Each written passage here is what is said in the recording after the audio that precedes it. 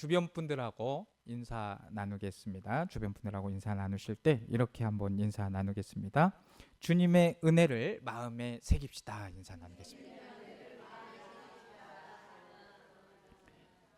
음, 우리 성도님들 요즘 마음이 평안하십니까? 아니면 염려가 있으십니까? 예, 평안하시군요. 마음에 기쁨이 있으십니까? 아니면 우울하십니까? 예, 제가 둘 중에 선택을 해서 질문을 드렸지만은 이게 이제 하나를 선택하기 어려울 수도 있습니다. 왜냐하면은 평안함과 염려가 공존할 때도 있고 기쁨과 우울이 공존할 때가 있기 때문이죠. 아, 다만 지금 내 마음 상태가 어떠한가를 살펴볼 수 있는 방법은 그 나의 외부적인 환경이나 어떤 상황에 내가 지금 어떻게 반응하는가, 또는 다른 사람을 대하는 나의 태도나 말투, 행동은 어떠한가를 살펴보는 거죠. 내가 어떻게 반응하느냐는 외부의 문제가 아니라 내 마음의 문제이기 때문에 그렇습니다.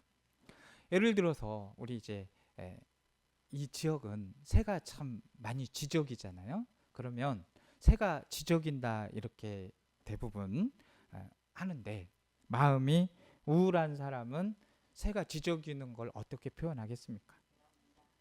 새가 운다라고 하겠죠. 근데 제가 자기 마음이 막 편안해요. 그러면 새가 지저귀는 거 보고 뭐라고 하겠어요? 어떻게 그렇게 잘하세요? 예, 그렇게 된다는 거예요. 같이 새가 지저귀고 있는데도 좀 마음이 우울하거나 그러면 새가 지저귀어도 운다고 하는 것이고, 자기 마음이 평안하면 새가 노래한다 이렇게 표현할 수 있는 겁니다. 같은 새가 지저귀는 현상을 보고도 그 표현이 다른 이유는 그 사람 마음 상태 때문에 그렇습니다. 어떤 현상에 대한 이해는 결국 마음의 상태가 어떠냐 이거에 따라 다르게 되죠. 사람을 대하는 태도도 마찬가지 아닐까요? 분명 그 사람은 같은 사람인데 나의 마음가짐에 따라서 그 사람이 좋아 보일 때도 있고 그 사람이 매우 싫어 보일 때도 있다는 것이죠.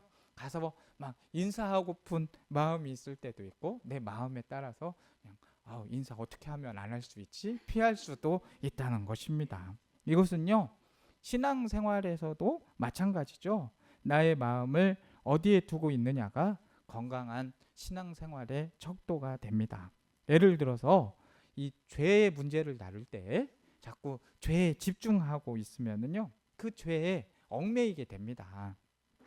마치 이런 것 같죠. 누군가가 코끼리 생각하지 마 이렇게 이야기를 하면은 생각이 안 납니까? 생각하지 말라고 하니까 코끼리가 더 생각이 나게 되는 것이죠. 어떻게 해서든 나의 결단과 노력으로 죄에서 벗어나려고 하면 죄는 계속해서 나를 얽매이게 합니다. 그래서 죄의 문제를 다룰 때에는 우리 마음을 죄에다 두지 말고 하나님의 은혜로 죄를 깨뜨리려고 생각을 해야 됩니다. 이것은 어느 때 가능하냐? 하나님의 은혜를 잊지 않고 기억할 때에 그 일이 가능해지게 되는 것입니다. 이 마음의 문제는 그 은혜를 기억할 때 생기기 때문입니다. 그런데 우리가 신앙생활을 하다 보면 받은 은혜를 기억하지 못하고 그 은혜를 잃어버린 경우가 너무 많다는 거예요. 삶 속에서 이리 처이고 또 저리 치이고 하다 보면 우리 마음을 은혜에 두지 못할 때가 너무 많다는 겁니다. 하나님의 은혜에 마음을 두지 못하게 되면 우리 마음은 두려움이 생기게 되고요, 불안하게 되고요, 염려가 자꾸 생기게 됩니다. 은혜에 대한 마음이 둔해졌기 때문이에요. 그 마음이 무디어졌기 때문입니다. 신앙생활에서 누릴 수 있는 감사와 감격에 우리가 둔해지면 안 되겠습니다. 그렇다면 우리가 어떻게 마음을, 이 둔한 마음, 무디어진 마음을 다시 감격과 감사로 채울 수 있을까요? 둔한 마음을 어떻게 은혜로 채워갈 수 있을까요? 오늘 말씀을 통해서 우리의 둔해진 마음이 은혜의 감격과 감동으로 채워지기를 간절히 원합니다. 오늘 본문은요, 예수님께서 바다 위를 걸어서 배에 탄 제자들에게 오시는 장면이 기록이 되어져 있죠. 시간적으로는 해가 저문 밤이었습니다. 제자들은 바람이 거슬러서 불고 있기 때문에 노를 젓느라고 애를 쓰고 있었습니다. 풍랑이 일 때 예수님께서 바다 한가운데를 걸어서 제자들이 탄 배 근처에 오시게 되죠. 근데 그 제자들은 그 오시는 예수님을 뭘로 보였어요? 유령으로 보게 된 겁니다. 그래서 유령인 줄 알고 깜짝 놀란 거예요. 누가 물 위를 걷는다고 상상이나 할 수 있었겠습니까? 예수님은 그들을 안심시킨 후에 배에 오르시죠. 그때에 매섭게 불던 바람이 그쳤고 바람이 그친 것을 보고 제자들이 놀랐습니다. 성경에는 제자들이 몹시 놀랐다 이렇게 표현을 하고 있죠. 예수님이 배에 오르자마자 바람이 그친 것을 보고 제자들이 몹시 놀랐다고 말하고 있는 것이죠. 그 이유에 대해서는 오늘 본문 52절에 설명이 되어 있습니다. 그들이 떡 떼시던 일을 깨닫지 못하고 도리어 그 마음이 둔해져 있음이라 라고 말씀하고 있죠. 사람들은요, 이 현실 앞에서 이 마음이 둔해지기가 참 쉬워요. 이 한글 개역 성경에는 이 둔하다는 것이 무뎌져 있다고 하거든요. 그러니까 현실 앞에서는 그 상황들이 마음이 무뎌지기가 쉽다는 겁니다. 무슨 말이냐면 앞에 있는 현실 때문에 지금까지 경험했던 그 마음의 감사와 감격을 잊고 있다는 겁니다. 제자들이 지금 마주한 현실이 뭐예요? 바람이잖아요. 배가 가고자 하는 방향에서 그냥 배를 밀어주는 바람이면 좋겠는데 무슨 방향? 역방향으로 불구니까 이 배는 나가야 되는데 더 힘들어지지 않겠습니까? 그런 상황을 마주하게 된 거죠. 배가 가고자 하는 방향에 역방향에서 불어오는 지금 바람이 그 제자들이 지금 마주한 현실이었고 삶의 무게였고 고난이었다는 것이죠. 그래서 이 제자들은 그 현실을 이기고자 열심히 뭐를 저었어요? 노를 젓고 있는 것입니다. 그때 그 고난 속에서 누가 걸어오셨어요? 예수님이 걸어오셨습니다. 그 현실 속에 예수님이 들어오신 거예요. 삶의 중심에 예수님이 들어오시게 된 거죠. 이 시점에서 한 가지 묻겠습니다. 예수님께서 삶의 중심인 현실과 고난 속에 들어오시게 되면 어떻게 됩니까?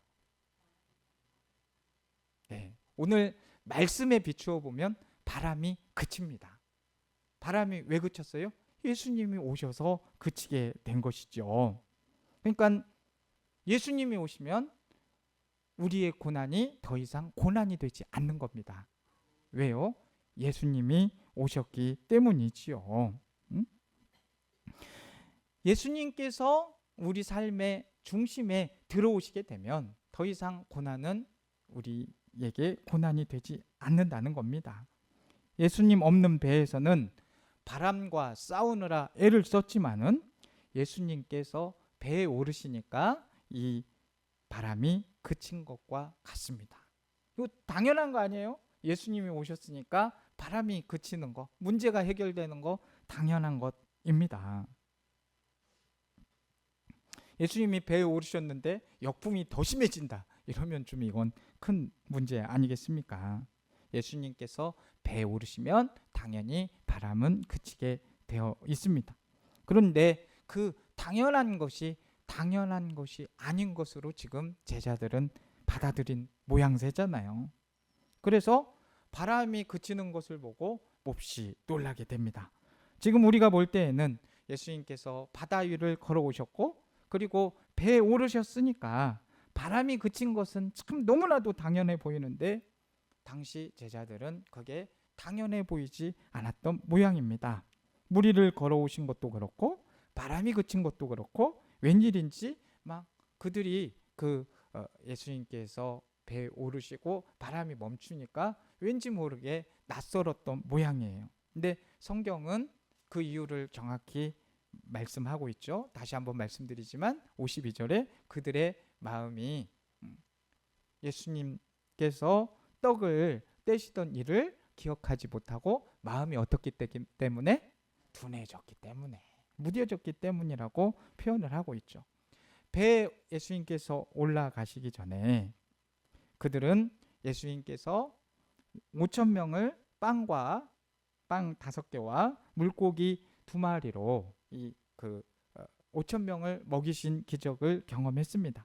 그 기적을 그냥 본 것이 아니라 그들은 직접 참여했었죠. 왜냐하면 그들은 예수님의 말씀에 따라서 직접 참여해서 빵을 나눠주는 일을 했기 때문이죠. 물고기를 나누어 줬습니다. 다 먹은 후에 12광주리를 거둔 것도 제자들이었다는 거예요. 그러니 그들은 기적을 지켜본 것만이 아니라 참여를 했다는 겁니다. 우리가 상상할 수 없었던 기적을 보면 막 그들이 감동이 되지 않았겠습니까? 그런데 삶의 현실에서 그 감격과 감동을 이 고난, 이 바람이 불어치니까 잊고 있었다는 거죠. 잃어버렸다는 거죠. 우리 역시도 지금 감격과 이 감동에 무너진 그런 사회에 살고 있습니다.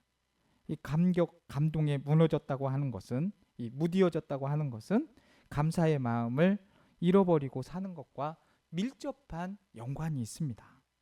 사실 작은 것에도 감격하고 감탄하는 것은 이 삶을 굉장히 풍요롭게 만듭니다. 안 그렇습니까? 그러니 감사를 잃어버리게 되면 매사가 짜증이 나고 다른 사람에게 섭섭하고 그렇게 되는 겁니다. 자꾸 환경을 탓하게 됩니다.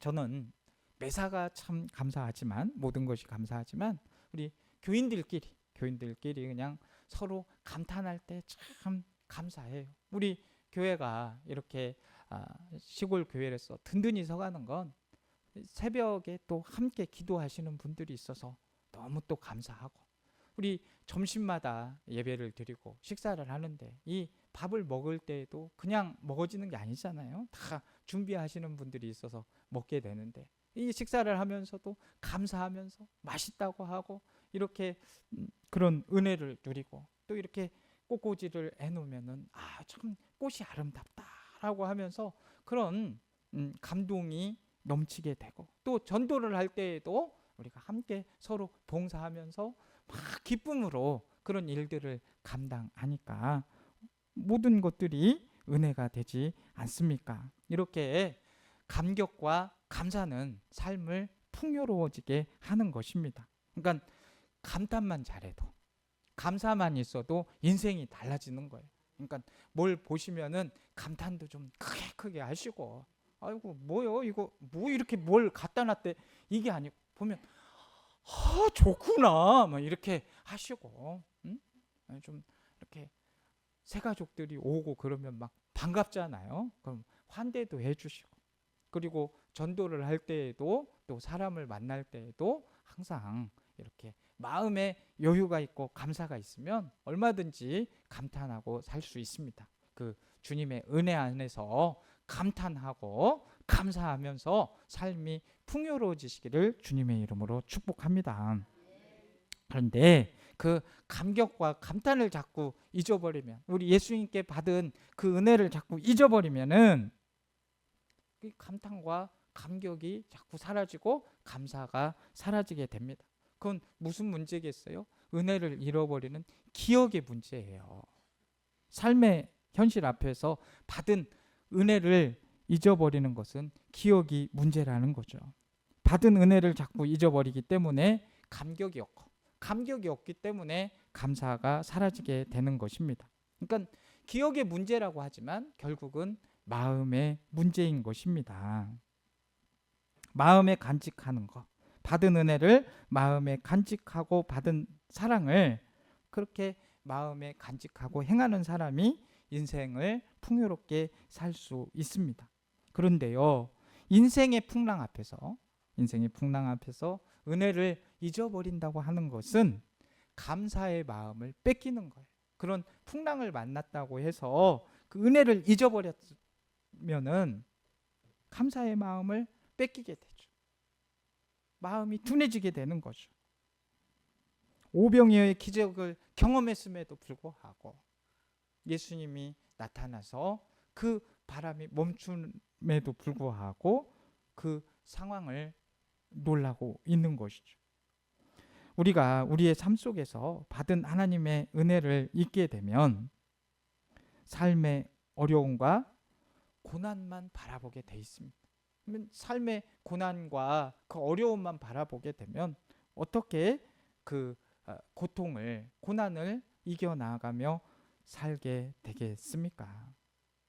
그렇게 되면 이 감사의 삶을 잃어버리게 되고 앞에 있는 막 삶의 문제만 보이기 때문에 그 삶 때문에 그 현실 때문에 그 고난 때문에 전전긍긍하며 살아갈 수밖에 없게 되는 것입니다. 그래서 마음을 지켜야 돼요. 항상 이 은혜를 받은 마음을 지키고 그 생명의 마음을 항상 주님께 두어야 되는 것입니다.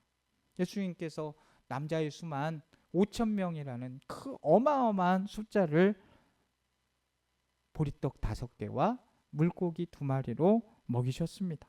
그 후에는 4천 명의 사람을 7개의 빵과 몇 마리의 물고기로 먹이셨습니다. 먹고 남은 부스러기가 5천 명을 먹일 때는 12광주리, 4천 명을 먹일 때는 7광주리가 남아 있었습니다. 그러니까 충분하게 먹고도 남아 있었다는 겁니다. 그만큼 은혜가 충만하게 예수님께서는 기적을 베푸신 겁니다. 이 땅에 떡으로 오셨잖아요. 그래서 요한복음에 우리 예수님께서 자기를 소개할 때 뭐라고 이야기를 하십니까? 생명의 떡이라고 말씀을 하시잖아요. 이렇게 주님이 누구신가라는 것을 이 떡을 먹이심으로 보여주고 있는 기적들입니다. 그러니까 예수님의 모든 기적들은 우리에게 무엇을 주시기 위해서 기적을 베푸는 것입니까? 생명을 주시기 위해서 기적을 베푸시는 겁니다. 그리고 그 생명을 주신다는 것은 우리를 구원하시는 건데 예수님께서는 이 땅에 오신 목적이 우리를 구원하시기 위해서 오신 것입니다. 아무리 많은 인파도 먹이실 수 있었던 예수님이고 또 예수님은 또 모든 이들에게 생명의 빵으로 오셨고 누구든지 예수님을 맞아들이면 그 맞아들임으로 인해서 구원을 주시는 구원자로 오시게 됩니다. 그래서 요한복음 1장 12절에는 영접하는 자 곧 그 이름을 믿는 자들에게는 하나님의 자녀가 되는 권세를 주셨다라고 말씀을 하잖아요. 이건 엄청난 은혜입니다. 예수님을 맞아들인 사람, 영접한 사람들은 곧 그 이름을 믿는 사람들에게는 하나님의 자녀가 되는 특권을 주셨다. 이 특권이 얼마나 귀합니까?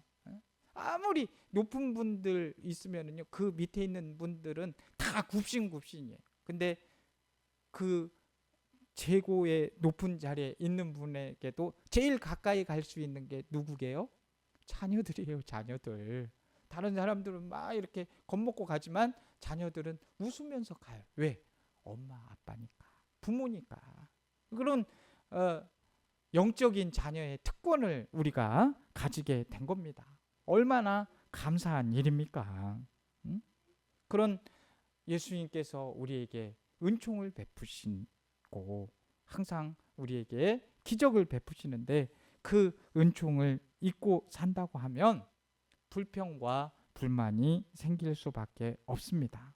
여러분, 하나님의 자녀가 되었다고 하는 것은 말씀에서 본 것과 같이 특권입니다. 특권을 지금 누리고 계시는 거예요.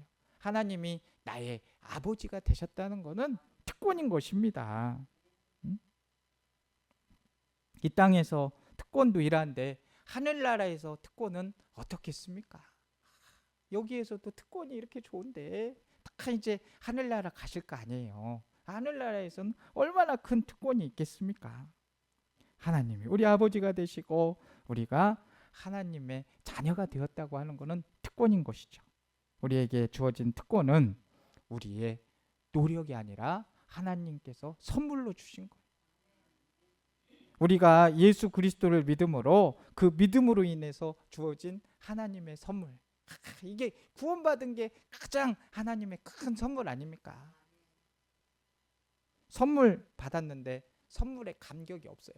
우리가 예를 들어서 누군가에게 선물을 줬어요. 근데 선물을 줬는데도 감격이 없어. 그러면 어떻게 해서 선물을 주는 사람 마음이 다음에 또 줘야지 이런 생각 듭니까? 안 듭니까? 저는 좀 못돼서 그러는지 선물을 줬는데도 막 이렇게 안 기뻐하고 그러면 다시 뺏고 싶어요. 참 못됐죠. 근데 우리 주님은 그런 분은 아니시지만 이렇게 선물 중에서도 가장 큰 선물, 특권, 구원을 주셨는데 감동이 없으면 안 되겠죠. 우리가 이렇게 큰 선물을 받고도 좋아하지도 않고 기뻐하지도 않고 한다면 하나님께서 어떤 마음이시겠습니까? 여러분, 이제 좀 교회에 오시고 그러면 감동도 있으시고 감격도 있으시면 좋겠습니다. 그냥 왔다 갔다 하시면 저는 그거를 두자로 그리스도인이라고 그래요. 아니, 교인이라고 그래요. 두자로. 왔다 갔다만 하면 교인이에요. 옥산 교인. 그러나 항상 예수님 때문에 기쁘고 예수님 때문에 행복하고 예수님을 만나서 인생의 길이 열리고 이런 마음과 감격을 갖고 있으면 그 사람이 바로 그리스도인 아니겠습니까? 예배는 하나님을 감탄하는 거예요. 하나님께 높여드리는 거예요. 하나님께서 주신 구원의 선물에 감사함이 예배 아닙니까?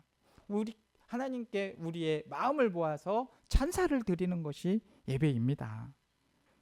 기도는 우리의 간구이기도 하지만 또 하나님께 우리의 사랑을 고백하고 감사하는 겁니다. 그러니 예배는 하나님에 대한 감격으로 가득 차야 합니다. 예배를 통해서 우리는 하나님의 은혜를 기억하고 그 은혜로 감탄하며 감격하며 감사해야 합니다. 이것을 위해서 목회자인 저는 날마다 교회를 위해서 기도해야 됩니다. 그러라고 하나님의 종으로 부름을 받았기 때문입니다. 그런데 이것은 목회자들만의 길은 아니죠. 목회자들만의 기도만은 아닌 것입니다.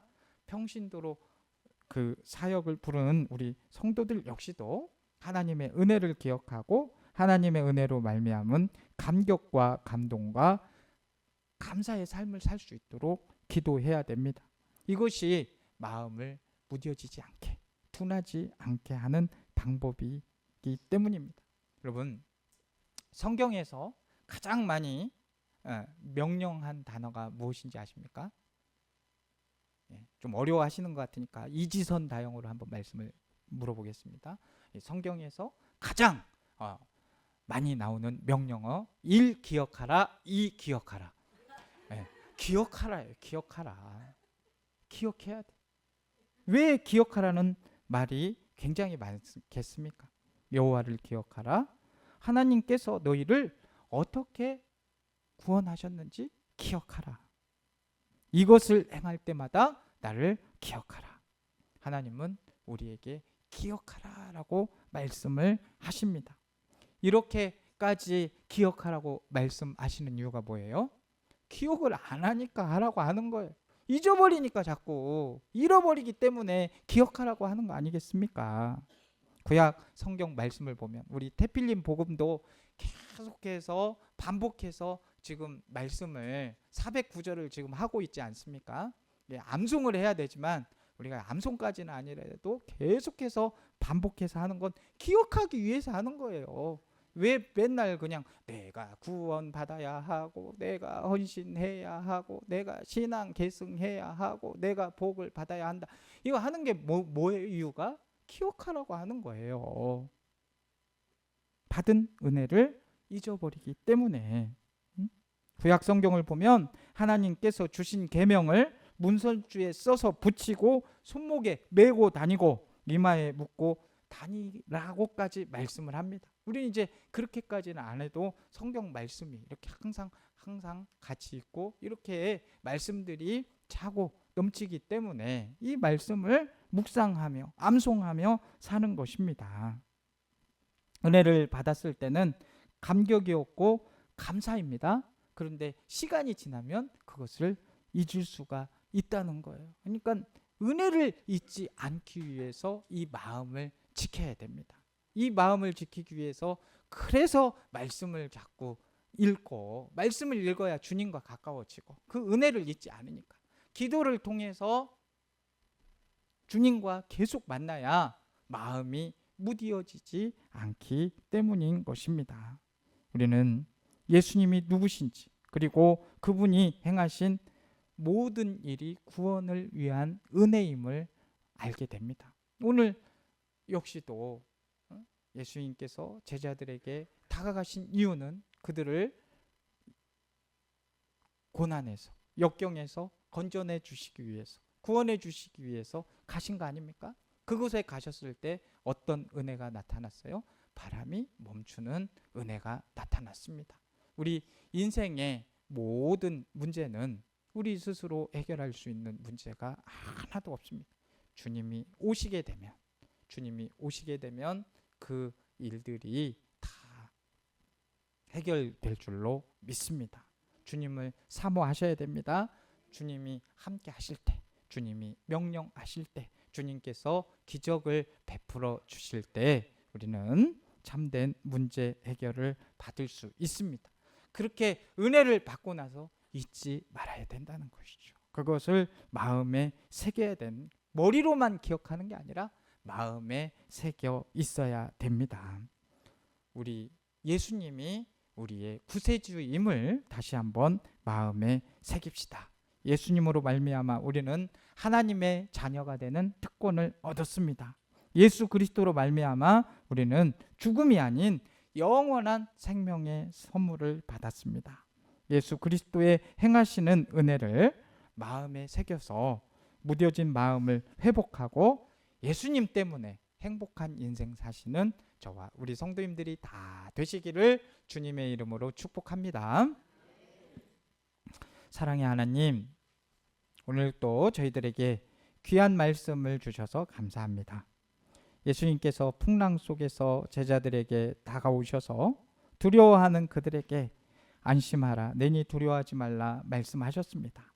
우리도 삶의 폭풍 가운데서 주님을 신뢰하게 하옵소서. 제자들이 기적을 보고도 마음이 둔하여 깨닫지 못했던 것처럼 저희가 하나님의 은혜를 경험하면서도 믿음이 연약하여서 의심할 때가 많습니다. 주님, 저희의 마음을 열어주셔서 주님의 임재를 깊이 깨닫고 믿음으로 반응하게 하소서. 우리 삶 속에서 크고 작은 어려움을 만날 때 환경을 바라보며 낙심하는 것이 아니라 주님을 바라보며 담대하게 나아가도록 우리를 붙들어 주옵소서. 저희의 믿음을 강하게 하시고 오직 주님만을 의지하며 살아가는 성도들 되게 하여 주옵소서. 오늘 주신 말씀을 가슴에 새기고 주님이 함께 하신다는 확신 속에서 담대하게 한 주를 살아가게 하시며 모든 상황 속에서 주님께 영광 돌리는 삶 살게 하여 주옵소서. 예수님의 이름으로 기도합니다. 아멘.